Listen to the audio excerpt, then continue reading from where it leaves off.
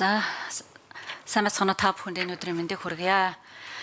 За 12 Мандалгов 12-220 кВт-ийн 278 км гэд маш одоо урт шугамын ийм 287 км ийм шугамыг одоо ингээд зээлийн хөрөнгөөр барихаар 78 сая доллараар барихаар ингээд орж ирж байна. Тэг яг миний нэгдүгээр асуулт болохоор энэ хөрөнгийг цалхаан дамжуулах шугам барихад зарцуулж байгаа нь хэр одоо оновчтой байсан бэ? Уул нь яг их усүр барих нь арай оновчтой байсан юм шүү гэж асуумаар байна л да. Нэгдүгээр асуулт. За яагаад тэгэхээр та бүхэн мэдчихэж байгаа өнөөдөр Баян хонгор 12-ээр агаарын бохирдлын хувьд, дулаан хангамжийн хувьд, цахилгаан хангамжийн хувьд хамгийн одоо бүр аимшигын үлгэр жишээ болсон ийм аймагуудын нэг болчиход байна шүү.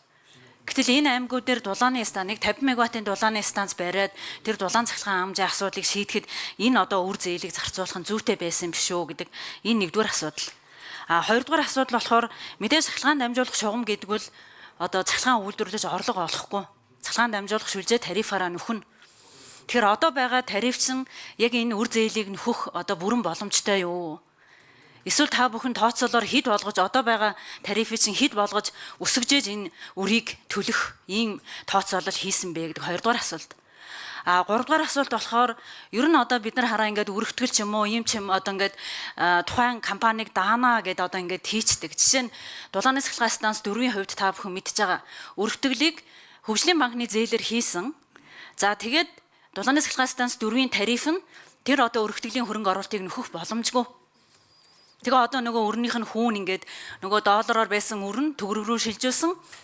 Одоо баг бизнесийн зээл биш, хөрөнгө оруулалтын зээл биш, бизнесийн зээлийн хэмжээний ийм одоо өртөгтэй тарифтай юутай хүүтэй зээл ингээд тасралтгүй өрн нэмэгдээд байгаа. Тэгсэн мөртлөө тариф нь нөхгүй. Тэгээ тариф нь нөхгүй тохиолдолд тэрийг яах ёстой вэ гэхээр тэр өрийг улс л хаах ёстой ш. Тэр хөрөнгө оруулалтыг улс л хаах ёстой. Гэтэл хаахгүй ийм асуудал үүсээ явж байгаа. Тэгэхээр цахилгаан дамжуулах шүлжээн дээр дахиад ийм асуудал үүсэх юм шүү гэдэг ийм асуулт байна. Энэ дээр хариулаад өгөөч. За арчин хүчний яам өндрийн микрофон.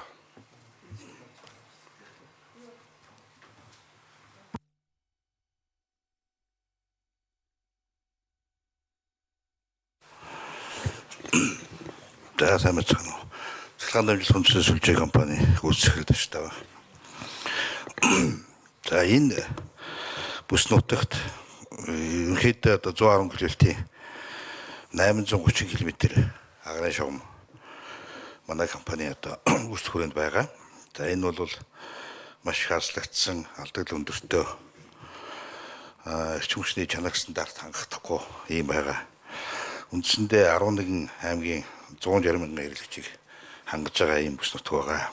За өнөөдрийн байдлаар бол за Баян хонгор энэ дэшегээ бол 110 км-ийн хүчний түвшин 90 кВт. Үндсэндээ эрчим хүчний чанарын шаардлага хангахгүй байгаа. За энэ шугам баригдсанаар бол бид нар тооцол хийсэн. Эрчим хүчний одоо тасалд 50% буурна. Эрчим хүчний алдагдал бол нэг 42% буурна. За энэс бол жилд нэг 4.5-аас 4.7 тэрбум төгрөгийн хэмнэлт гарах юм байна. За бусад одоо техникийн нөхцөл олгохдохгүй хүлээгдэж байгаа уул уурхаан болон аж ахуйн нэгжүүд олон хэрэглэгчийн асуудал шийдэгдэнэ.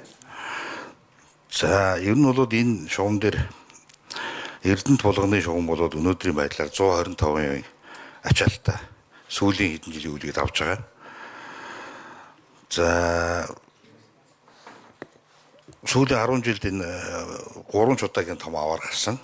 Хамгийн дээдл нь бол 8 аймгийн 92 сумын хэрэглэгчид одоо 4 өдөр ямар нэгэн гэрэл цалгаангүй тоггүй байсан ийм кейсүүд байгаа. Тэгэхээр энд бол энэ шугам баригдсанаар одоо эрчим хүчний чанар стандартын шаардлага бүрэн хангагдана. За шинэ хэрэглэгчд холбогдох боломж бий болно. Эрчим хүчний доктортой найдвартай ажиллагаа дээшлэнэ. За мөн хар хорин сумыг бол улсын нийслэлтэй болохтой холбоотойгоор 12-ээс 220 км-ийн шугамар бол харин нийслэлийн бүтээн байгуулалтууд явах юм тооцоо байгаа. За их усрууд бол 2027 оноос одоо өнөөдрийн үйлдвэрлэлийн хэрэглээгээ гүйцэх. За тодорхой их усрууд орж байгаа. За яг энэ бүснэгт бол энэ томоохон их усэр байхгүй одоо энэ орж байгаа их усрүүдээс бол дамжуулах шугамд дутагдaltaй. Одоо хэрэглэн дээр хөвөхгүй гэдэг ийм анализ хийсэн. За энэ шугамыг бол яаралтай зайлшгүй барилан зүйтэй байна гэдэг ийм тооцоолтой байгаа. Баярлалаа.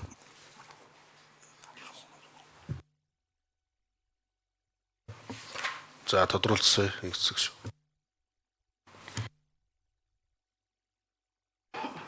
За тэгэхээр зээлийн үрийг одоо цахилгаан дамжуулах үндэсний шүлжээ одоо байгаа тарифаараа бүрэн нөхөх боломжтой юу?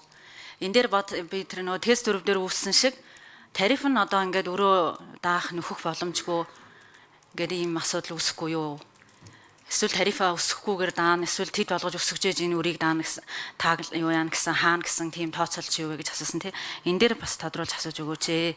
Хариулж өгөөч ээ.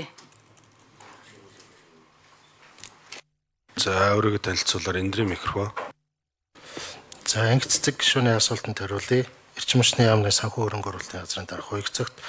За одоогийн тарифаараа болвол одоо тариф тогтоож байгаа аргачлал бол одоо тарифын шинжилэлүүд хэрэгжүүлэхээр бол засгийн газрууд дээр удаадараа яригадаад энэ бол хэрэгжилтэн түрүү тодорхой шийдвэрүүдийн улмаас ингээд хойшлогдсон гэж би түрүүний асуултанд хариулсан. Тэгэхээр энэ шалтгааны улмаас одоо бол дамжуулах сүлжээ компани одоо тарифыг бол яг төсвийн байгууллага шиг тогтоож байгаа.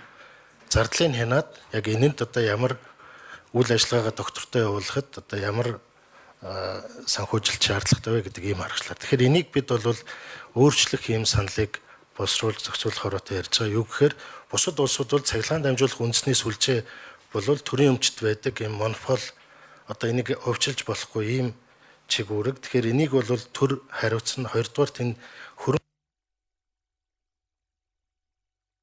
Эндрийн микрофон гүйцэж хариулъя. за бусад одоо энэ улсууд бол дамжуулах шугам сүлжээнийхөө хөрөнгө оруулалтыг тарифын дизайнд оруулаад 10 жилийн хөрөнгө оруулалтын хөтөлбөр гаргаад энийг үе шаттай тарифад тусгаад ингээ урагшаа харж явдаг ийм тогтолцоотой. Манайх бол хойшоо харж явдаг. Өнгөрсөн жил ямар зардал гаргасан тэрнээс нь хэтрүүлэхгүй гэдэг ийм тарифын бодлоготой. Тэгэхээр энийг бол бид урагшаа харсан хөрөнгө оруулалтаа дэмжсэн тарифын дизайныг нэвтрүүлж энийг төлнө гэдэг ийм үндслээр бол тооцсон. Дээд 3 дээр бол одоогийн нөхцөл байдал бол манай тогтолцоо ийм байдал үүсгэж байгаа. За түрүүний их усрын төслүүд бол одоо хэрэгжээд эхэлсэн 7-8 төсөл. За хэрэгжээд ашиглалтанд орох 28 хүртэл нийтдээ 10 их усрын төсөл нийтдээ 2840 мегаваттаар нэмэгдүүлэх 18 төсөл арга хэмжээ. Энэний их уср нь бол хөрөнгө оруулалт нь 18.9 их 80 төгрөгийн ийм өртөгтэй төслүүд хэрэгжээд явж байна. Тэгэхээр энэ бол бид цахилгаан дамжуулах шугам сүлжээгээ эхний ээлж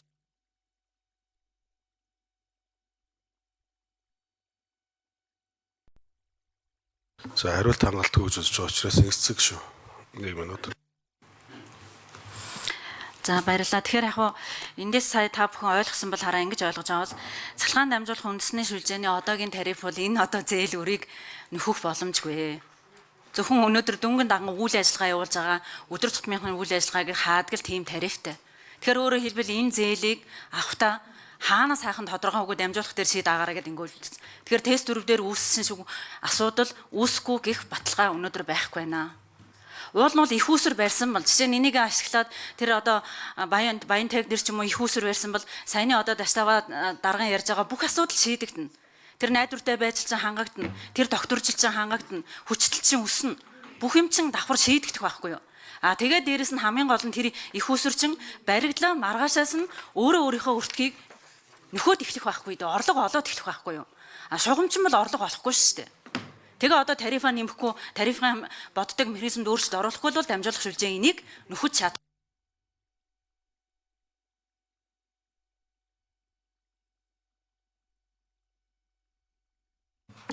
Тэр энэ дахиад тийм асуудал үүснэ. За үг гэлээ.